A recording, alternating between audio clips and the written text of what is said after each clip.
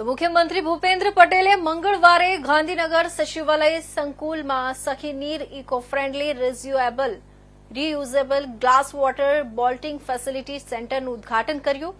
આ centre one અને પર્યાવરણ વિભાગના સહયોગથી વિકસાવવામાં આવ્યું છે। આ પહેલનો ઉદ્દેશ્ય પ્લાસ્ટિકનો ઉપયોગ ઘટાડવાનો અને ઇકો સેન્સિટિવ વિકલ્પોને પ્રોત્સાહન આપવાનું છે। ઉપરાંત આ સેન્ટર મહિલાઓને આત્મનિર્ભર બનાવવા તરફ એક પ્રશંસનીય પગલું માનવામાં આવી રહ્યું છે, કારણ કે અહીં મહિલાઓને રોજગારીની તકો મળશે। મુખ્યમંત્રીએ ઉદ્ઘાટન સમારોહમાં કહ્યું, આ સેન્ટર પર્યાવરણીય સંરક્ષણ અને મહિલા સશક્તિકરણ બંનેનું ઉત્તમ ઉદાહરણ છે। ઉલ્લેખનીય છે કે હવે આ સુવિધા સેન્ટરમાંથી સચિવાલય અને વિધાનસભાને પીવાનું પાણી પૂરું પાડવામાં આવશે, જેનાથી પ્લાસ્ટિક બોટલનો ઉપયોગ અટકશે।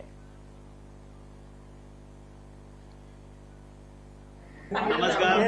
પ્રધાનમંત્રી શ્રી નરેન્દ્રભાઈ મોદી સાહેબના પ્લાસ્ટિક મુક્ત ભારત અભિયાનની અંદર ગુજરાતમાં પ્લાસ્ટિક મુક્ત ગુજરાતની અંદર આજે અમે સચિવાલયની શરૂઆત કરી છે।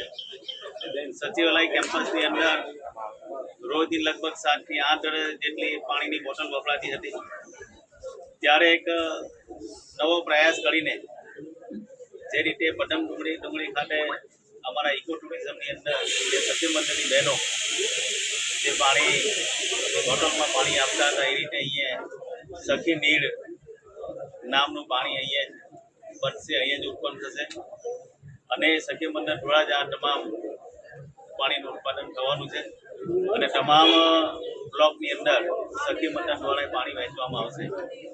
સાથે સાથે પાણી વિતરણ માટે અમે વ્હીકલની પણ વ્યવસ્થા કરી છે। ટોટલ આ પ્લાન્ટ સખી મંડળ ચલાવશે। સખી મંડળને રોજીરોટી મળે, સખી મંડળને કયા પ્રયાસથી આ સચિવાલય પ્લાસ્ટિક બને એના માટે અમે વિશેષ પ્રયાસ કરીએ છીએ।